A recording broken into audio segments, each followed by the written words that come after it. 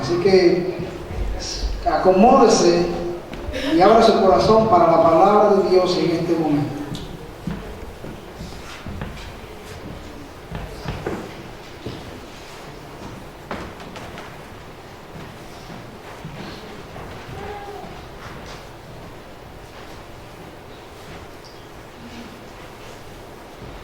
Buenas noches a todos. Muy buenas noches a todos. Amén.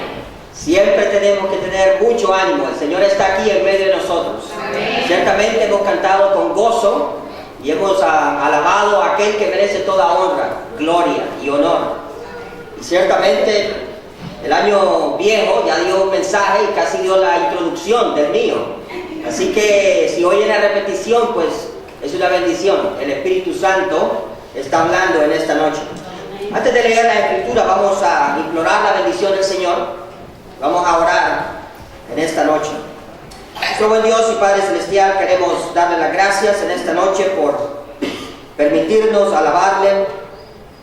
Gracias, Señor, porque sabemos que usted está aquí en medio de nosotros para escuchar nuestra alabanza.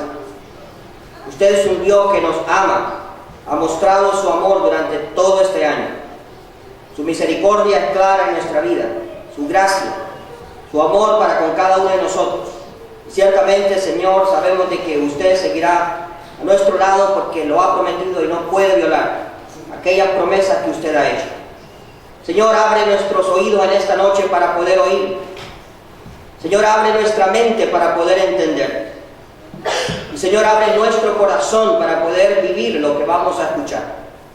Podamos verdaderamente reflexionar en nuestra vida y podamos traer gloria y honra a su nombre. Rogamos todo esto en el santo nombre de Jesús, nuestro Salvador. Amén. Bueno, casi estamos llegando al fin de año. Usualmente cuando llega un fin de año, cada uno de nosotros reflexiona. Y las reflexiones nos hacen tomar resoluciones. Y las resoluciones nos hacen tomar decisiones. Decisiones variadas, de diferente tipo, de diferente clase.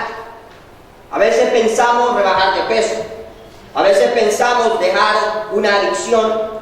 Ser un mejor esposo, ser una mejor esposa, un mejor estudiante. Tal vez mejorar en nuestros negocios. Ser honestos. Algunas veces pensamos, como escuchamos, en el área espiritual, orar más, leer más, testificar más, congregarnos más. Sin embargo, durante las 2 primeras semanas, está comprobado estadísticamente, una tercera parte de todas las personas que hacen una decisión, o varias, caerán derrumbados, fracasados. Otra tercera parte de todas las personas también caerán vencidos antes de que termine el primer mes del año 2014, o sea, el mes de enero. Y a veces nos preguntamos por qué razón, si somos sinceros y tenemos un deseo ferviente de poder alcanzar todas estas cosas. Pero la verdad es que no basta el deseo. El deseo no es suficiente. Si solo fuera por el deseo, todos obtuviéramos lo que deseamos. Desearíamos una buena esposa, un buen esposo, lo tendríamos, pero no se consigue así. Deseamos dinero, deseamos salud. Si solo sería por el deseo, todos seríamos saludables. Y todos tendríamos dinero, pero no funciona así. La vida del cristiano es muy diferente. La vida del cristiano tiene que recordarse lo que el Señor dijo, Juan 15, verso 5. Apartados de mí o separados de mí, nada podéis hacer. Si usted y yo estamos tratando de alcanzar las cosas por nuestra fuerza, por nuestra habilidad, jamás lo vamos a lograr. Porque separados de Él, no podemos hacer nada. No dice algo, dice nada. Es absolutamente cero. Filipenses 4:13 añade aún: todo lo puedo en Cristo que me fortalece. ¿Dónde radica el secreto de obtener las cosas? ¿Dónde está en verdad el éxito en la vida del cristiano? Está en tomar la decisión decisión desearlo, pero luego tomar diariamente la decisión de caminar con Jesús. Solo caminando de la mano de Él, cerca de Él, usted puede obtener lo que usted desea. Usted puede ser un mejor cristiano, un cristiano usado grandemente, un cristiano feliz, gozoso, un cristiano que se congrega más, que predica más, que ora más, que lee más, pero solo al lado de Jesús.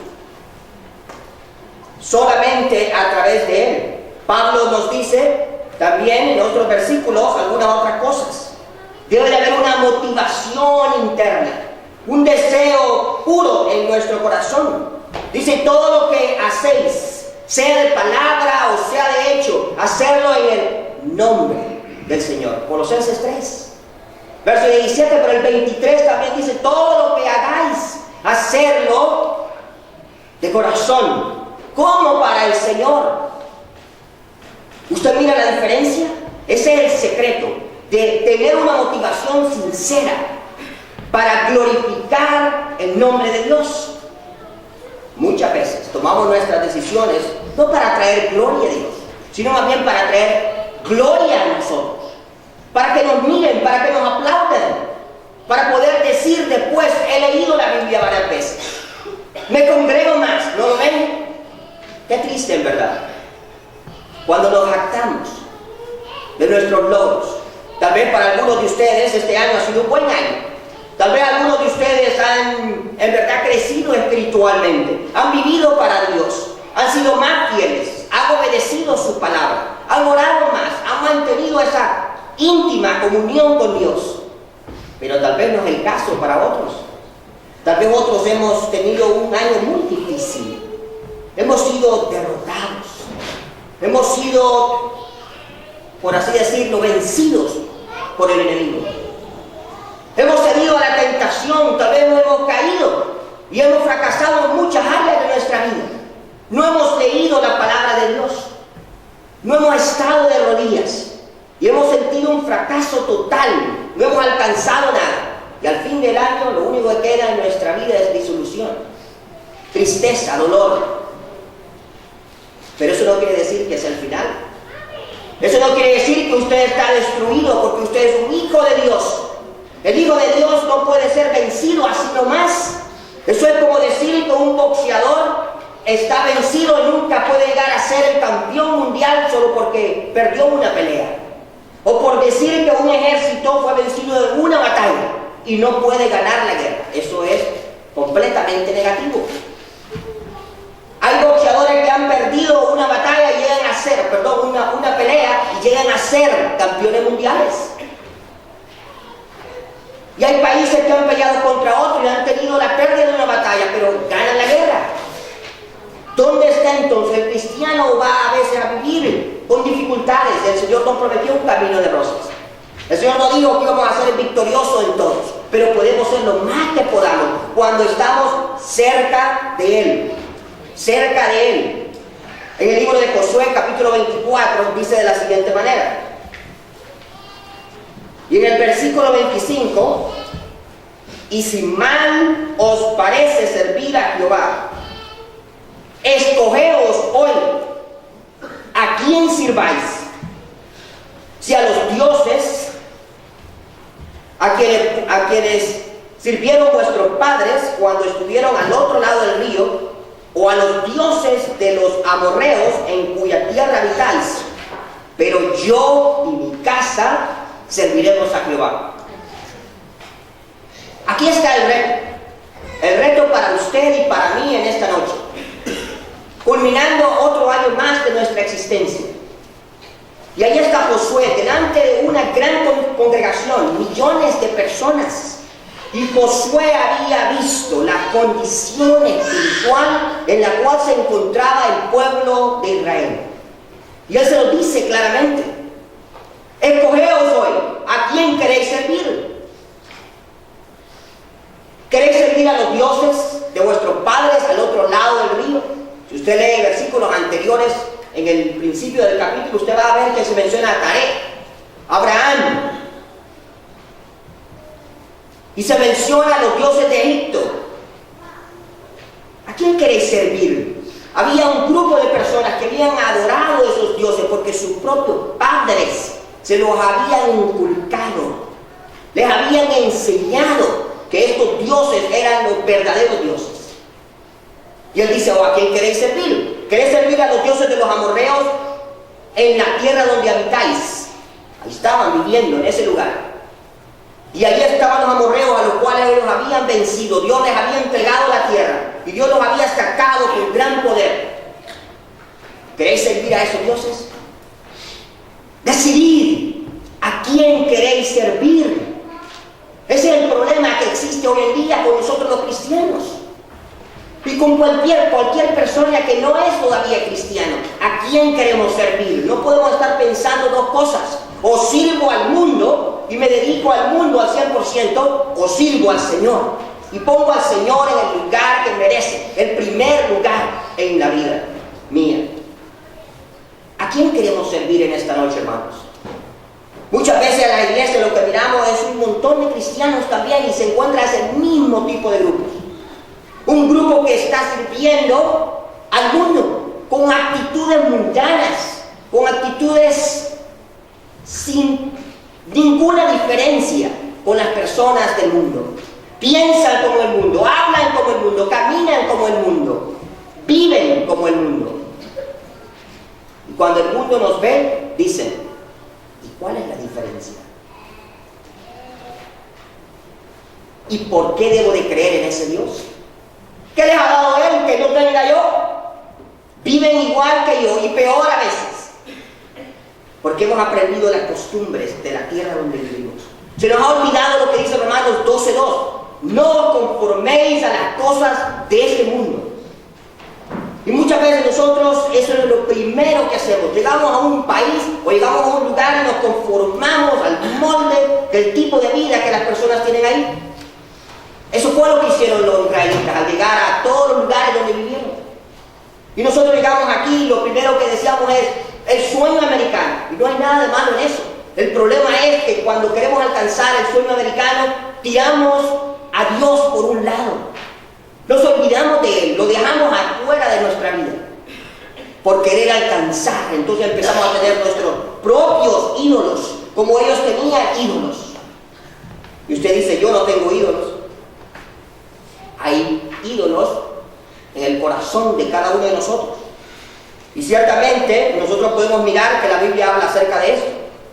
Si nosotros leemos en Ezequiel capítulo 14 y verso 3 dice, Hijo de hombre, estos hombres han puesto sus ídolos en su corazón. Yo le pregunto a usted en esta noche, ¿cuál es su ídolo? ¿Cuál es su ídolo? ¿Qué es un ídolo? Es lo que toma el primer lugar en mi vida.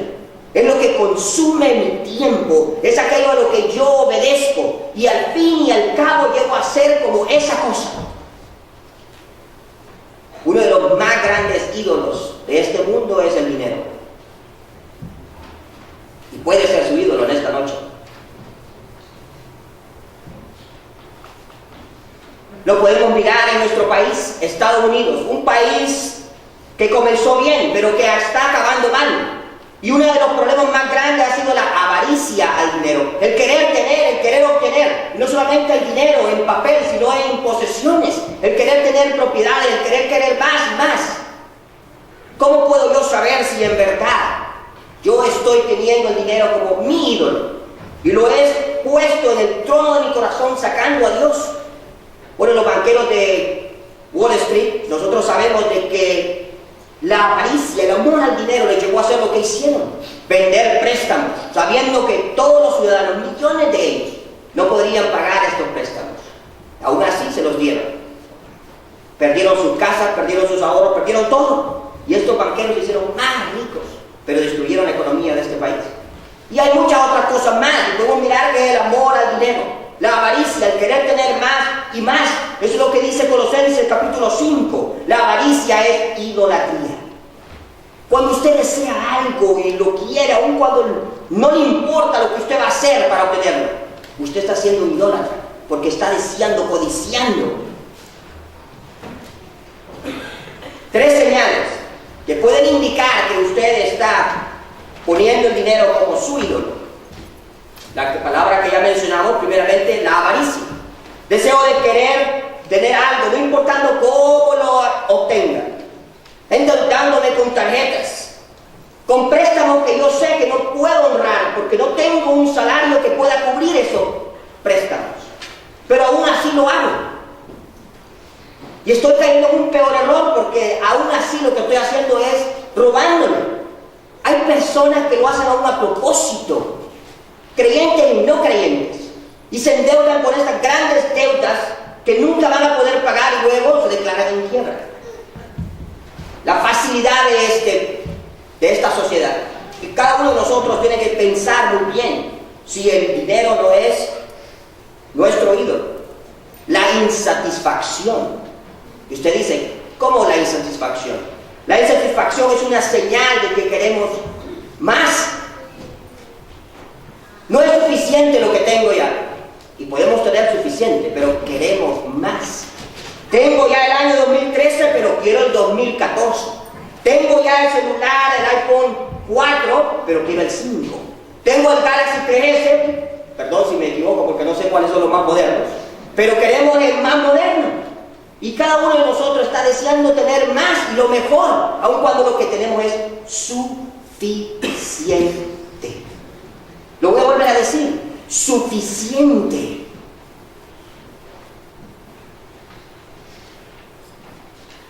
Una señal más es la desconfianza. No solamente en la avaricia, no solamente es estar insatisfecho, pero en la desconfianza. Usted no deja de hacer algunas cosas porque usted no confía que Dios puede sostenerlo. Trabaja sin necesidad, 2 trabajos. Descuidando su salud, descuidando su familia, descuidando sus hijos, descuidando muchas cosas. Pero usted lo sigue haciendo porque usted quiere más dinero. Y cuando nosotros tenemos esta actitud, lo único que vamos a encontrar es dolor, tristeza. Y nos vamos a preguntar por qué. Porque hemos hecho un cambio. Hemos hecho el cambio de el dinero por nuestra familia, el dinero por nuestra salud, el dinero por Dios. Y eso es lo peor del caso, porque hemos desconfiado en que Dios no nos puede dar lo suficiente con lo que ya tenemos. Y Él puede hacerlo, y Él lo hace. El año pasado yo le conté que yo dejé un trabajo de noche, me estaba afectando espiritualmente, me estaba afectando en mi familia. Y este año no trabajé y no he trabajado ninguna hora extra. Ni he trabajado los sábados como siempre hacía. Trabajaba anoche, trabajaba después de la escuela y trabajaba todos los sábados. Este año no trabajé nada. ¿Me hizo falta algo? No faltó nada. Porque tenemos un Dios que provee. Sí, podemos tener dificultades, que vamos a estar apretados, pero va a tener a Dios cerca de usted, ayudándolo, apoyándolo. Y usted va a sentir una cosa especial de saber que usted puede depender de ese Dios que usted ha creído. Y que usted puede depender al 100% en cualquier situación. La fe es lo único que nos puede sostener a nosotros. No es el dinero, no es cualquier otra cosa. Y podríamos hablar toda la noche acerca de ídolos. Los ídolos pueden ser personas, pueden ser nuestros hijos, pueden ser nuestros cónyuges, pueden ser diferentes cosas, pueden ser posesiones.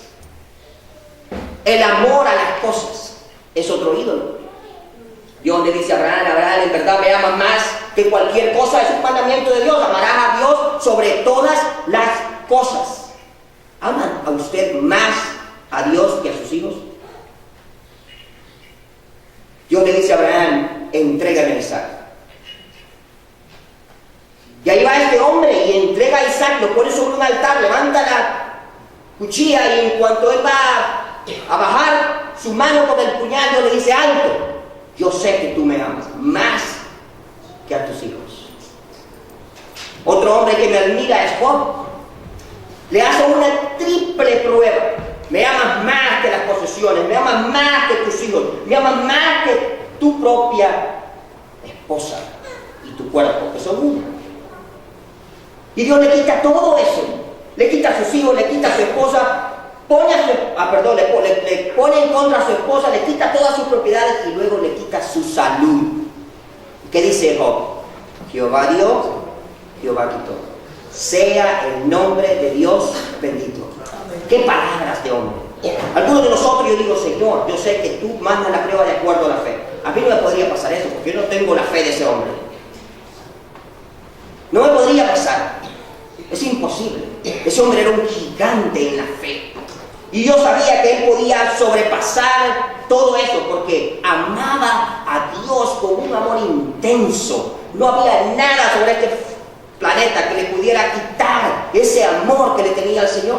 Por eso Dios se jactaba de Job. Dios se jactó en frente de Satanás y le dijo: no has considerado a mi siervo Job, temeroso, apartado del mal. ¿Se fijan? Era un hombre de Dios y ciertamente amaba a Dios sobre todas las cosas. ¿Qué es lo que dice San Josué? Escoge hoy. Escoja hoy, hermano. Escoja hoy, amigo, a quién quiere servir usted. En este año 2014 usted tiene que tomar una decisión seria y consciente de quién va a ser su Señor. Escoge hoy al Dios verdadero. ¿Cuál es este Dios verdadero? Ahí estaba Elías. Otro escenario muy parecido al de Josué, y cita a todo el pueblo de Israel, y cita a todos los profetas de Baal. Y cuando están ahí les dice: ¿por qué caviláis entre dos pensamientos? Si Jehová es Dios, servidle. Y si Baal es Dios, id en pos de él. Escogeos hoy a quien queréis servir. ¿Cómo saber cuál es el Dios verdadero? El Dios verdadero es aquel Dios que se manifestó en aquel día. Le dijo Elías: el que conteste a través de fuego nuestra oración. Y ahí estaban los de Baal, se cortaron, danzaron, prepararon el altar, imploraron por horas a su Dios, pero era un Dios falso. Tiene ojos y no ve, oídos y no oye, manos y no palpa, pie y no anda. Y ciertamente no escuchó a estos hombres, porque no había vida, y tanto eran iguales ellos, pensando en que podían clamar a algo inerte y les podía contestar. Y ahí está Elías y dice: mojen el altar. Y puso el sacrificio y clamó: Dios Señor Todopoderoso, manifiéstate que tú eres el Dios verdadero. Y en ese mismo instante fuego cayó del cielo y derramó todo esto, quemó, consumió totalmente la ofrenda. Dios escucha al hombre que clama a él. Si usted tiene un corazón sincero y usted no es cristiano, en esta noche usted puede clamar a Dios, porque el deseo de Dios es muy claro. Dice: y esta es la vida eterna, que te conozcan a ti, al único Dios verdadero. Solo hay un Dios que es real, y ese es el Dios de la Biblia, no hay otro Dios. Y ese es el Dios que envió a su Hijo, y el que dice que Él quiere que todos los hombres vengan al conocimiento de la verdad y que se arrepientan. Y ese Hijo murió por usted y murió por mí en la cruz del Calvario. Y derramó su sangre, brotaba de sus manos, brotaba de sus pies, brotaba de su cabeza, de todas partes de su cuerpo, que había sido latigado. Esa sangre puede limpiar a todos de pecado. Si usted no es cristiano, usted puede clamar a Él esta noche y decirle: Señor, en verdad, tú eres ese Dios real. Yo no puedo vivir más en mi pecado, merezco ir al infierno, pero creo en Jesucristo. Y si usted hace esto con un corazón sincero, por medio de la fe, Dios le va a salvar. Y nosotros los cristianos debemos de clamar al Señor por misericordia. Y esa es la primera cosa. Decida hoy escoger al verdadero Dios. Pero hay una cosa más. Dijimos que no era suficiente el deseo, y el deseo no es en verdad suficiente. Verso 14 dice de la siguiente manera, ahí mismo donde estamos, en Josué 24: ahora pues, temed a Jehová y servidle con integridad y en verdad. La segunda parte dice: y quitad de entre vosotros los ídolos o los dioses a los cuales sirvieron vuestros padres al otro lado del río y en Egipto, y servirle a Jehová. Y el verso 23 dice una vez más la misma palabra: quitad pues ahora los ídolos ajenos que están entre vosotros, e inclinad vuestro corazón a Jehová, Dios de Israel. Si usted escoge hoy, ¿cuál es la primera cosa que usted debe de hacer? Usted debe de quitar todo obstáculo. Determine eliminar todo obstáculo en su vida que no le deje acercarse a Dios.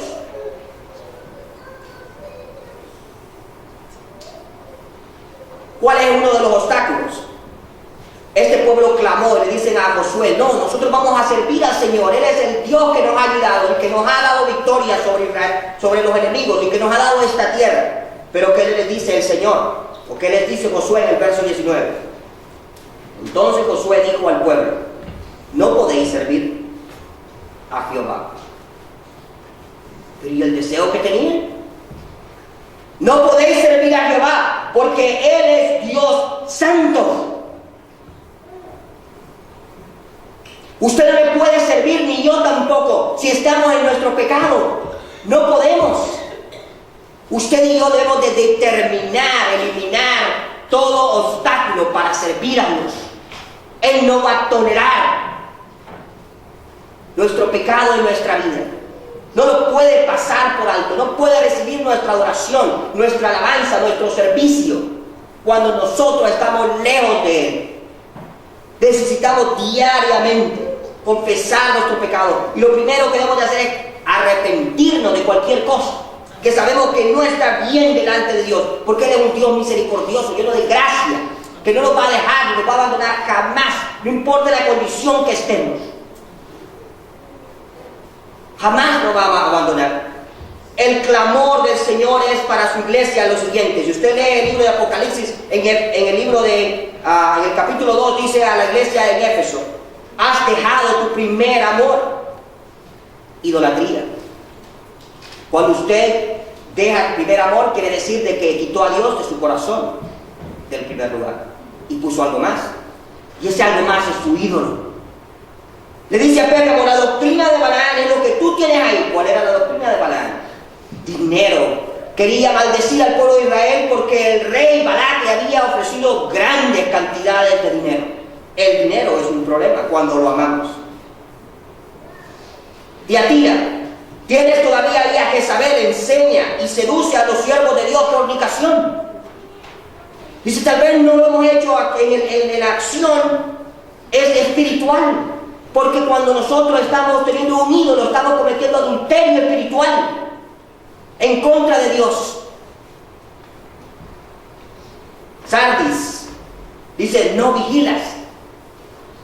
Creyentes dormidos, creyentes que no hacen nada por el Señor, solamente vienen a la iglesia y se sientan a escuchar los mensajes. Entra por un oído, sale por el otro, pero no hay ningún cambio, no hay ninguna reacción. Y no hacen nada por el Señor, están dormidos. Qué triste, ¿verdad? Y no quiere decir que están descansando. El problema es que están siendo arrullados en las manos del enemigo al estar cómodos en el pecado. No están en las manos del Señor durmiendo. Cuando habla el Señor que el cristiano duerme, es porque ya partió con Él, está en el cielo, están dormidos en la presencia de Él.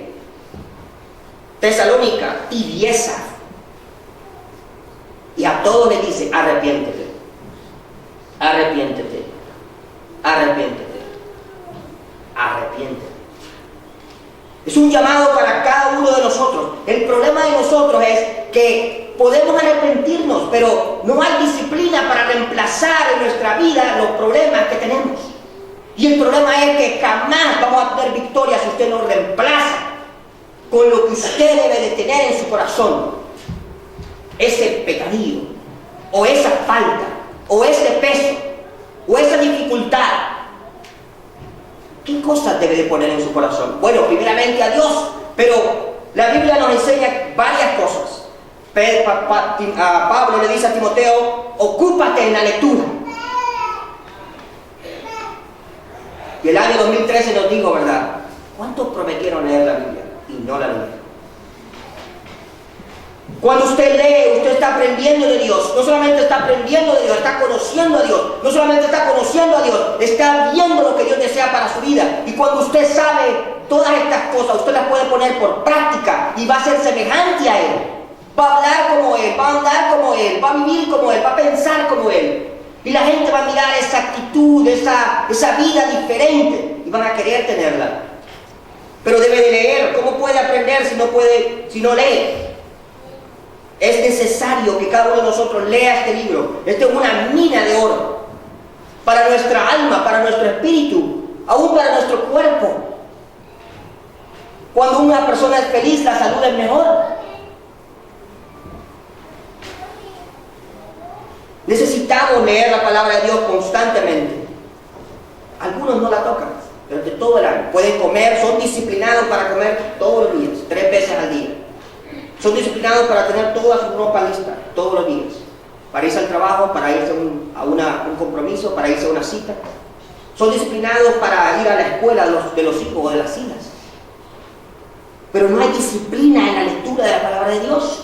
Es como que si la palabra de Dios fuera algo secundario, algo que no es de importancia. Lo peor del caso es aún nosotros los predicadores. ¿Cómo podemos dar a la iglesia lo que no hemos obtenido? Muchos predicadores vienen a ponerse un sombrero que no es de ellos. No han leído, no han meditado, no han orado. Y vienen con un mensaje copiado de algún lugar. No estoy diciendo que no podemos leer comentarios, no estoy diciendo que no podemos mirar los pensamientos de otros hombres, pero no podemos copiar ese traje, tal vez no nos quede tan bien a nosotros. Se cuenta la historia de un joven que estaba dando un mensaje en una campaña evangelística y lo dio con gran pasión y con gran poder y se convirtieron muchas personas. Un gran hombre de Dios lo fue a saludar después y le dijo: te felicito, has dado un mensaje de parte de Dios. Le dice: ¿cuánto te llevó preparar ese mensaje? Le dijo: no es para mi gloria, 3 horas. Y le dijo a ese hermano: ¿sabes cuánto me llevó a mí? 3 años. 3 años. Un buen mensaje, un mensaje toma tiempo para prepararlo. Y un hombre de Dios que ha recibido esa palabra de Él va a tener más eficacia que venir aquí a ponerse el traje de otro. Tenemos que leer, los predicadores, los enseñadores, tenemos que aprender de la palabra de Dios. Y cada cristiano tiene que leer y aprender. Pablo no podía vivir. Decía: tráeme los pergaminos, tengo que tenerlos. Aun cuando está al borde de la muerte, casi está muriendo y está casi listo para pasar a la eternidad. Y él dice: tráeme los libros. La lectura es algo muy importante. No tenemos mucho tiempo, pero es algo que cada uno de nosotros debemos de tener en cuenta en nuestra vida. Pero no, hacemos la obra de Dios con vagancia. ¿Sabe qué dice la Biblia acerca de eso? Maldito el que hiciere indolentemente la obra de Jehová. Jeremías 48:10.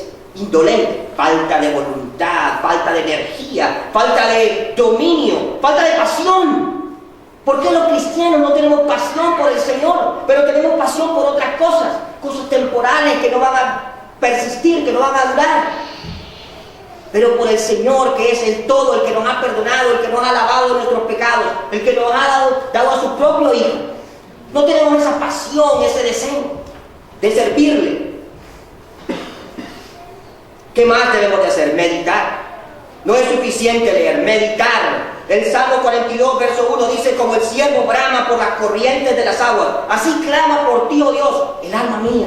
El salmista deseaba a Dios, quería estar con Él. Era una pasión que él tenía por estar con Dios. Es como cuando un novio quiere estar con una novia, no puede estar lejos de ella, está desesperado que llegue la hora para verla. ¿Cuántos de nosotros nos morimos por tener un devocional diario con el Señor? Que tenemos esa angustia, ese deseo de encontrarnos con Él, porque Él es el todo para cada uno de nosotros. Salmo 1:3 dice: sino que en la ley de Jehová está su delicia, y en su ley medita de día y de noche. Josué 1:8 dice: nunca se apartará este libro de la ley, sino que meditarás en él de día y de noche. Es necesaria la meditación constante. constante. Cada uno de nosotros debe de tomar este libro. Primera Tesalonicenses dice, orad sin cesar. Orad sin cesar. Pero nosotros lo hemos entendido al revés, ¿verdad? Lo hemos entendido mal y no oramos. Debemos de orar. Jesús se levantaba muy temprano en la mañana y era una costumbre, un hábito constante, diario, no fallaba. Y si usted lee Mateo capítulo 4, usted se va a dar cuenta de varias cosas que está hablando. Dice ahí, el Espíritu le llevó, el verso 1, andaba en el Espíritu. Dice que estaba velando, pero cuando velaba el Señor, ¿qué hacía? Oraba. Les dijo a los discípulos, acompáñenme, velen conmigo. No pudieron velar una hora. ¿Y qué hizo el Señor? Orar. Oró por una hora, luego por otra hora y luego por otra hora. 3 horas seguidas. El Señor oraba noches enteras. El cristiano debe de orar. Me da vergüenza decirlo. No oro lo suficiente. Dijo Leonardo Ravenhill, un predicador que no ora 3 horas al día no debería de predicar. Bueno, yo no debería de estar predicando aquí. Yo no oro 3 horas al día. Pero debemos de orar, prometerle al Señor, pero no con un deseo para lucirnos, sino un deseo para vivir para la gloria y honra de Él. Y orar como debemos de orar. Ser sobrios y velar en oración, dice Pedro. Y el creyente está desprevenido, por eso es maltratado, abusado, destruido por Satanás, porque no está orando. La oración es una protección en contra del enemigo. Nos hace atentos, nos hace ver cuando viene el ataque, nos da fuerza para resistir en medio de la tormenta. Para terminar, demuestre excelencia en su servicio a Dios. Demuestre excelencia en el servicio a Dios. Decida escoger al verdadero Dios. Determine eliminar todo obstáculo para servirle a Él, pero demuestre excelencia en el servicio a Dios. El verso 14 dice de la siguiente manera, ahora pues, temed a Jehová y servirle con integridad y en verdad. 2 palabritas. Qué lindas esas palabras. Qué linda. Dice primeramente que debemos de temer a Dios. Hay una gran diferencia entre tener temor y tener miedo. El temer a Dios es reverenciar a Dios. Es respetar a Dios al punto que no vamos a hacer nada indebido para ofenderle. El miedo es cuando ya le hemos ofendido. Cuando hemos pecado en contra de Él y esperamos la mano de Dios en juicio sobre nosotros. Porque no hemos hecho lo que teníamos que hacer. Es lo que sucedió con Adán y Eva en el huerto. Tenían temor de Dios, pero cuando pecaron en contra de Dios al comer el fruto, ahora dice, estábamos escondidos. Le dice Dios, ¿acaso has comido del fruto? Claro, tenían miedo del castigo. Dios nos manda a temerlo, no a tenerle miedo. Debemos de temer a Dios y servirle como en integridad y en verdad. No hay falsedad, no hay hipocresía. Y esa palabra integridad quiere decir honradez, completo, cabal. No es una mente dividida, es una mente única, una sola pieza. Y esa pieza es, mi mente está dedicada a servir a mi Dios, al único Dios verdadero, al cual yo he creído, al cual he hecho Señor y Rey de mi vida. Por lo tanto, en esta noche yo los reto a ustedes. Como decía Josué, y si no queréis servir al Señor, yo y mi casa serviremos a Jehová. No espere que los demás sirvan a Dios. Tome su casa y usted empieza a servirle a Él. Y Dios le va a bendecir. Que Dios nos ayude en este nuevo año, en verdad, a ser serios y a escoger a este Dios verdadero. Y a eliminar cualquier obstáculo. Y a vivir como Él lo manda, en integridad y en verdad. Dios y Padre nuestro, le damos las gracias en esta noche. Señor, ayúdenos en verdad a poder servirle a usted con un corazón, Señor, íntegro, con un corazón lleno de verdad. Gracias, Señor, por Jesucristo, nuestro Señor y Salvador. Pedimos perdón, Señor, por nuestros fracasos, por nuestras dudas, por nuestras caídas. pero damos las gracias por su misericordia. Rogamos, Señor, que este año podamos tomarnos de su mano y que podamos ser mejores cristianos, cristianos que podamos glorificar su santo nombre y podamos exaltar a aquel que dio todo por cada uno de nosotros. Rogamos, Señor, por aquellos que no le conocen todavía, que puedan llegar a arrepentirse de sus pecados y conocer de una manera personal al único Dios verdadero, Jesucristo, a quien usted ha enviado. Rogamos por cristianos tibios, Señor, que usted nos pueda levantar del sueño letárgico del pecado, que pueda levantarse cada uno de nosotros, Señor, para traer gloria y honra a su nombre. Que este nuevo año sea un año en el cual su iglesia, aquí y en cualquier parte, Señor, donde nos congregamos, pueda traerle gloria y honra. En Cristo Jesús. Amén. Amén.